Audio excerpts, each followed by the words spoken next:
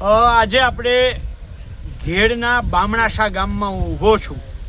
એ બામણાસા ગામ કે જે ઘેડ વિસ્તારની અંદર દર વર્ષે પાણી ભરાય અને 8 થી 10 જગ્યાએ પારા તૂટે અને દર વર્ષે સરકાર આટલા કરોડના કામો અને આટલા કરોડના કામોની જાહેરાત કરે છે। આ વર્ષે પણ ઘેડ વિકાસ સમિતિએ જે ગયા ઓક્ટોબર મહિનામાં લડાઈ કરી એના ભાગરૂપે સરકારે ઘૂંટણીએ પડીને 1500 કરોડ રૂપિયાની જાહેરાત કરવી પડી।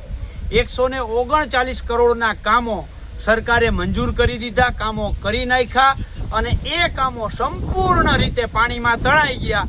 એ મારી પાછળ તમે જોઈ શકો છો। એટલે આ મનસુખભાઈ માંડવિયા કેન્દ્રીય મંત્રી અને આ વિસ્તારના સંસદ સભ્યશ્રી, માનનીય અર્જુનભાઈ મોઢવાડિયા, માનનીય દેવાભાઈ માલમ, માનનીય અરવિંદભાઈ લાડાણી, આ ત્રણેય ધારાસભ્યો અને માનનીય સિંચાઈ મંત્રી કુંવરજીભાઈ બાવળિયા ને મારો સીધો સવાલ છે, જે મેં ગત મે મહિનામાં પૂછ્યો હતો કે આ 139 કરોડ તમે વાપરા છે ક્યાં, એનો જવાબ આપો।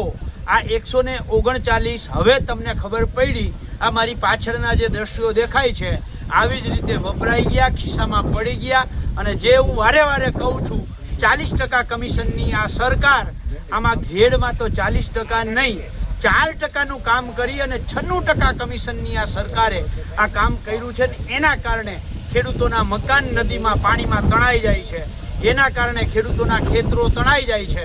આજે હું જાહેર માધ્યમોના માધ્યમથી સરકારને વિનંતી સાથે કહેવા માગું છું કે આ જે ખેડૂતનું મારી પાછળ મકાન તણાઈ ગયું છે, ખેડૂતનું લગભગ 500 મીટર સુધી 5 ફૂટ સુધી માટી તણાઈ ગઈ છે, તો આ ખેડૂતનું તાત્કાલિક સર્વે કરવામાં આવે અને એને વળતર આપવામાં આવે। જેવી રીતે આ એક ખેડૂત ઉદાહરણ છે, આવી જ રીતે ઘેડમાં બહુ બધા ખેડૂતોના ખેતરો તણાઈ ગયા, મકાનો તણાઈ ગયા, એમને તાત્કાલિક સર્વે કરી અને વળતર આપવામાં આવે અને આમાં ભ્રષ્ટાચાર ન થાય એની ખાસ તકેદારી રાખવામાં આવે।